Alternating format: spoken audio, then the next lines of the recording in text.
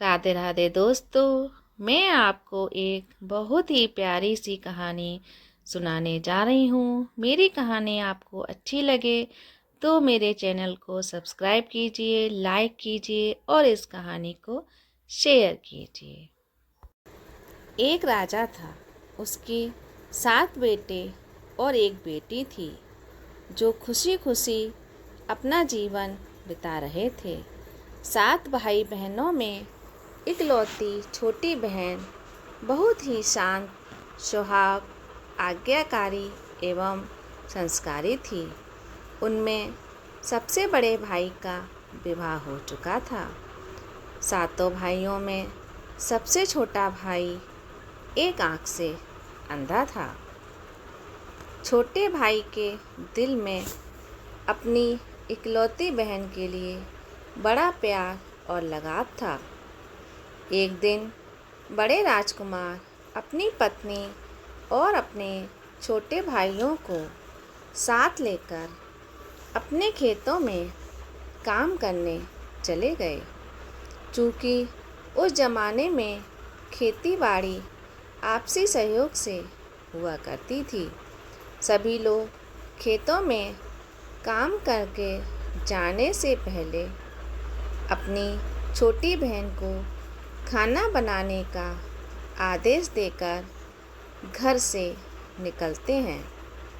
7 राजकुमार की बहन अकेले घर पर खुशी खुशी सबके लिए खाना बनाने के लिए जंगल से सगोरी तोड़ को लाती है और बड़े प्यार से सरोटी साग की सब्जी बनाने से पहले बैठी थी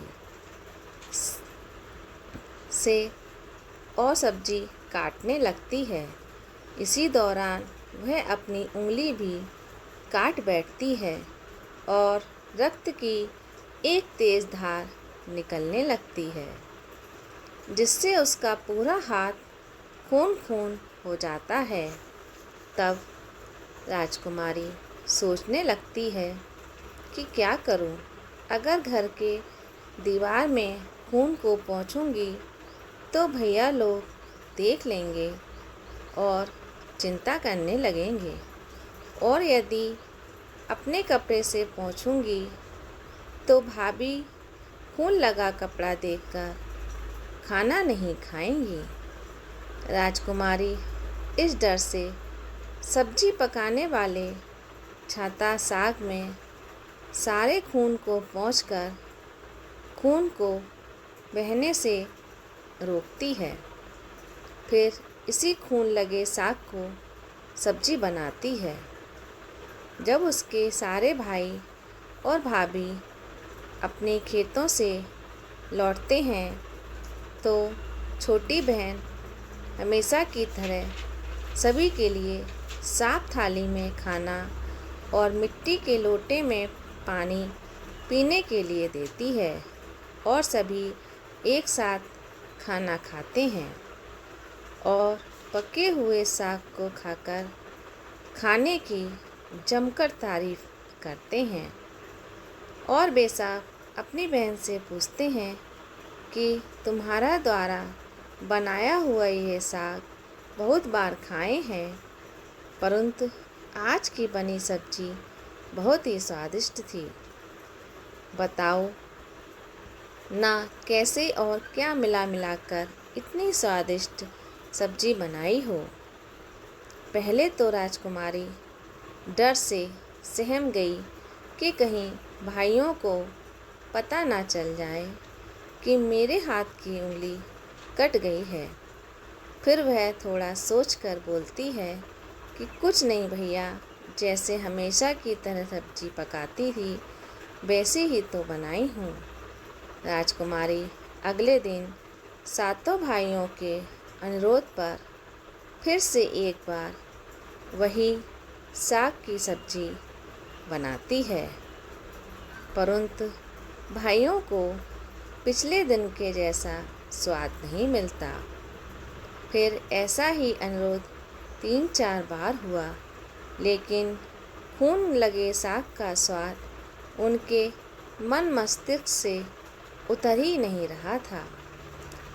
असलियत जानने की जिज्ञासा बस सातों भाई और भाभी ने उससे उस दिन के खाना बनाने का तरीका जानने की जिद करने लगे। मजबूरन राजकुमारी को सारी घटना बतानी पड़ी। सच्चाई मालूम होने पर पांचवा भाई, जो बहुत ही लालची किस्म का था, उसने बाकी भाइयों से कहा कि बहन का खून इतना स्वादिष्ट लगा तो इसका मांस कितना स्वादिष्ट होगा। यह बोलकर सभी भाइयों के बीच चर्चा करने लगता है। सबसे छोटे भाई को छोड़कर बाकी भाइयों ने राजकुमारी को मारकर उसका मांस खाने के लिए राजी हो गए। मांस खाने की सोचकर उन सभी के मुंह में लार टपकने लगती है। भाइयों के मन में स्वादिष्ट खाना खाने के लिए वे इतना लालची बन गए, इसका आभास राजकुमारी को तो हो गया कि किस किस प्रकार उसके भाई उसकी मांस खाने की लालसा रखते हैं। एक दिन सातों भाई शिकार खेलने के बहाने राजकुमारी को लेकर घने जंगल में ले जाते हैं, जहां उन्होंने 4 केलों के वृक्ष पर बने मचान के नीचे पहुंचते हैं, जिस पर अपनी बहन को झूठ बोलकर चढ़ने के लिए बोलते हैं कि इस मचान पर जंगली जानवर तुम पर हमला नहीं कर सकेंगे। इस प्रकार सातों भाई अपनी बहन को मचान पर बिठाकर अपना अपना धनुष लेकर शिकार करने का ढोंग करके चले जाते हैं। जब राजकुमारी को पूरा आभास हो चुका था कि आज उसका आखिरी दिन है, लेकिन वह चाहती थी कि उनके भाइयों की इच्छा पूर्ण हो, इसलिए भी वह मचान में जाकर बैठ जाती है। फिर सभी भाई केंद्र के वृक्ष पर बने मचान से कुछ दूरी पर स्थित छोटे पहाड़ पर अपने अपने धनुष बाण के साथ पहुंचते हैं और एक चट्टान पर बारी बारी से अपने बाणों को तेज धार प्रदान करते हैं। टोंगरी के ऊपर सबसे पहले बड़ा भाई अपने तीर को चट्टान से धार बनाता है और अपनी बहन पर धनुष से निशाना लगाकर तीर छोड़ता है। तभी राजकुमारी पूरी बातों को समझ जाती है कि भाइयों का क्या इरादा है और अपनी मातृभाषा में गीत को गाने लगती है। बिंदु बिंदु दाता छाती ताइक ताइक, अर्थात जान से मारना ही है दादा साहब, तो तीर को सीधे मेरी छाती में वार करो, इधर उधर तीर क्यों चला रहे हो। फिर सभी भाई बारी बारी से अपने तीर के तेज धार को करते हैं और राजकुमारी पर निशाना लगाकर तीरों को छोड़ते हैं। 6 भाइयों का निशान खाली चला जाता है और 7वां भाई, जो सबसे छोटा था, वह तीर चलाने से इनकार कर देता है, क्योंकि उसे अपनी छोटी बहन से बहुत प्यार था और धनुष बाण चलाने में सातों राजकुमार में वह सबसे निपुण था। राजकुमारी जानती थी कि उसके 7 भाइयों में से सबसे छोटा भाई बाकियों की तरह लालची नहीं है। 6 छोटे भाई पर पूरा दबाव डालते हुए आदेश देते हैं कि अगर वह तीर नहीं चलाएगा तो बहन की तरह उसे भी मार देंगे। फिर छोटा राजकुमार उदास मन के साथ तीर को थोड़ा ही धार कर दूसरी दिशा में तीर को छोड़ने की कोशिश करता है और तीर को धीरे से छोड़ता है। राजकुमारी हर बार की तरह इस बार भी वही गीत गाती है, बिंदु बिंदु दादा छाती ताइक ताइक। इतने में छोटे भाई का तीर सीधे राजकुमारी के सीने को लग जाता है और राजकुमारी की आत्मा शरीर से अलग हो जाती है और उसकी आत्मा उसी स्थान पर भटकने लगती है। तभी वह देखती है कि उसके शरीर का मांस खाने के लिए उसके भाई कैसे लालच करते हैं और सबसे छोटे राजकुमार को ज़बरदस्ती मार पीट कर उसके शरीर को काटने का आदेश देते हैं। बहन के मांस को पकाने के लिए बहुत सारी सूखी लकड़ी लाने के लिए छोटे राजकुमार को जंगल भेजा जाता है। छोटा भाई जंगल में खोज खोज कर ढेर सारी लकड़ी जमा करता है और सोचता है कि कैसे इतना सारा लकड़ी लेके जाऊंगा। दादा जो रस्सी दिए हैं वो भी तो 7 टुकड़ों में दिए हैं, उन्हें जोड़ने पर भी यह रस्सी इन लकड़ियों को नहीं बांध पाएगा। देर होने की डर से राजकुमार उदास होकर रोने लगता है और उसकी आँखों से आंसू धरती पर गिरने लगते हैं।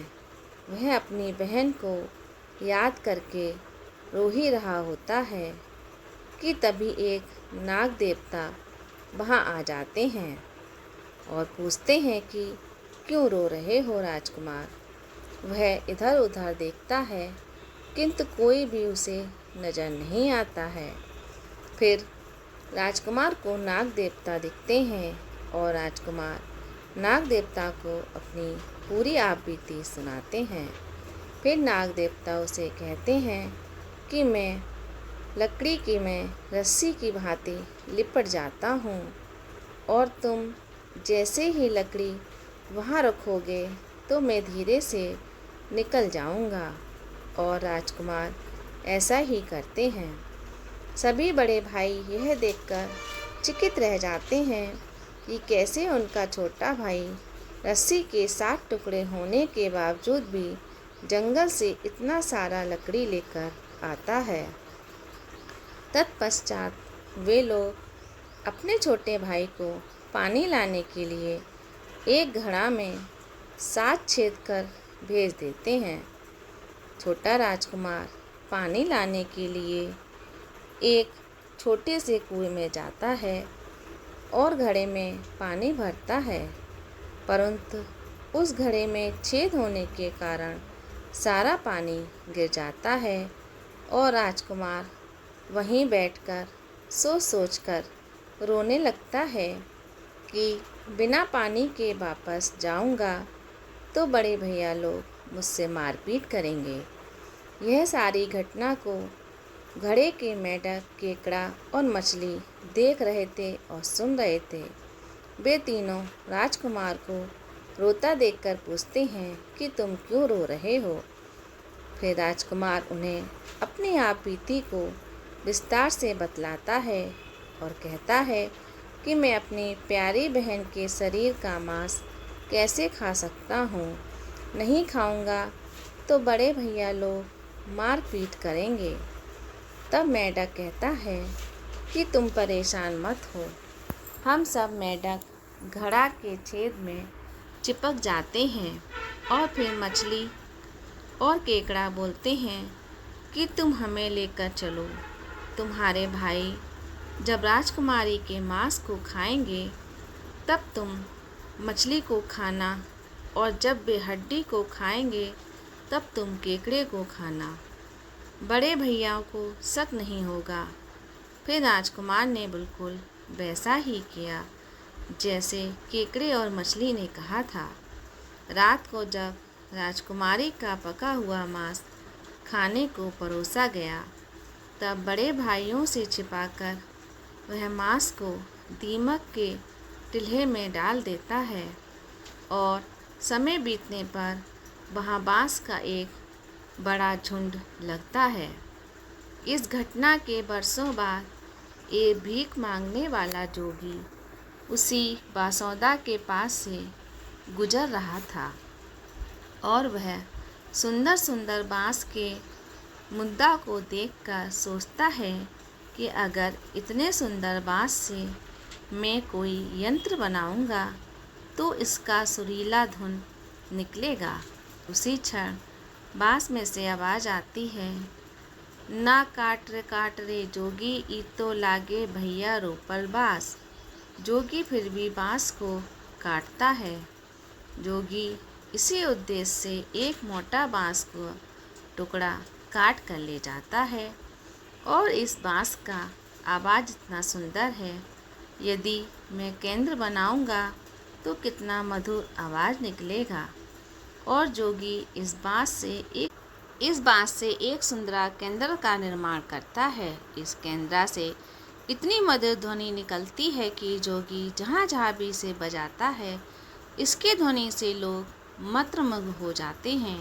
एक दिन जोगी घूमते घूमते बड़े राजकुमार के घर पहुंचता है और अधिक धन के लालच में जोगी जोर जोर से केंद्रा बजाना शुरू करता है, परंतु इस बार केंद्रा का मीठा सुरीला स्वर कर्कश हो जाता है और जब भी जोगी कुछ नया धुन बजाने की कोशिश करता है, बार बार एक ही धुन निकलता है, नाना बाज रे केंद्रा, ई तो लागे मोर दुश्मन का घर।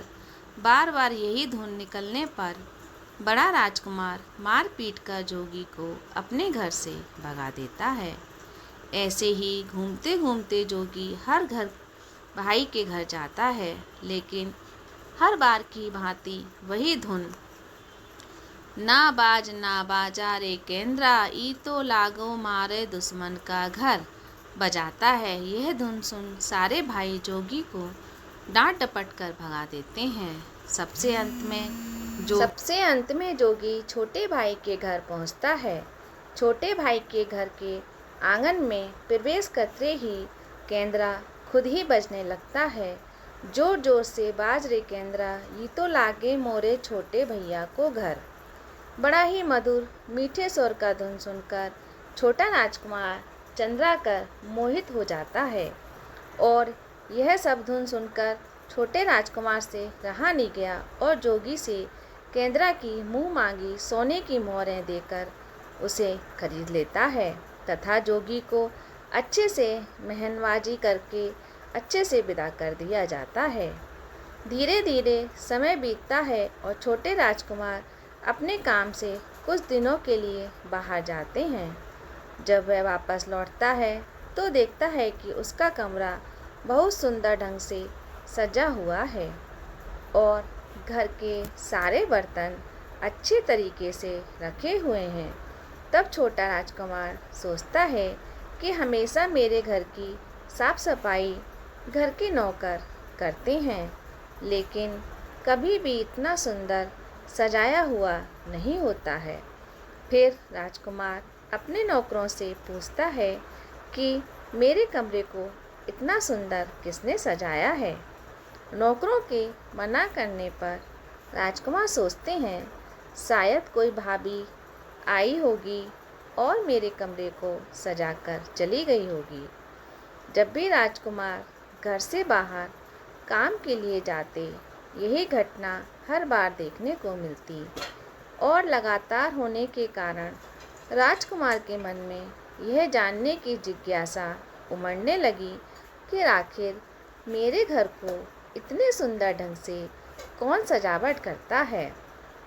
वह अपने भाइयों तथा भाभियों से भी पूछता है और वे लोग भी सजावट की बात करने से मना कर देते हैं। एक दिन राजकुमार सच्चाई पता लगाने के लिए किसी काम का बहाना करके बाहर जा रहे हैं, बोलकर निकलते हैं और छुपकर वापस अपने कमरे में रखे खजूर के गोल मोड़े हुए चटाई के अंदर छुप जाते हैं। कुछ समय इंतजार के बाद राजकुमार देखते हैं कि एक खूबसूरत सी लड़की केंद्रा से निकलकर कमरे के अंदर जाती है और सारे कमरे की साफ सफाई कर वापस उसी केंद्रा में समा जाती है। यह देख राजकुमार की आंखें खुली की खुली रह जाती हैं, क्योंकि उस लड़की की शक्ल राजकुमार की छोटी की बहन जैसी ही थी। राजकुमार अगले दिन फिर से एक बार उसी प्रकार छुप कर जाते हैं और जैसे ही वो लड़की पूरे कमरे की साफ सफाई का काम खत्म कर वापस केंद्रा में जाने वाली होती है, तब छोटे राजकुमार उस लड़की का हाथ पकड़ लेते हैं और तुरंत केंद्रा को जला देते हैं, जिसके बाद वह लड़की हमेशा के लिए मानव रूप में परिवर्तित हो जाती है और दोनों भाई बहन खुशी खुशी अपना जीवन जीते हैं। आज भी हर गांव में आषाढ़ी पूजा के दिन बकरा कटता है और पूरे गांव के घरों में प्रसाद स्वरूप बकरा का मांस खाया जाता है और सतबैनी नामक पूजा स्थान पर वही सरोटी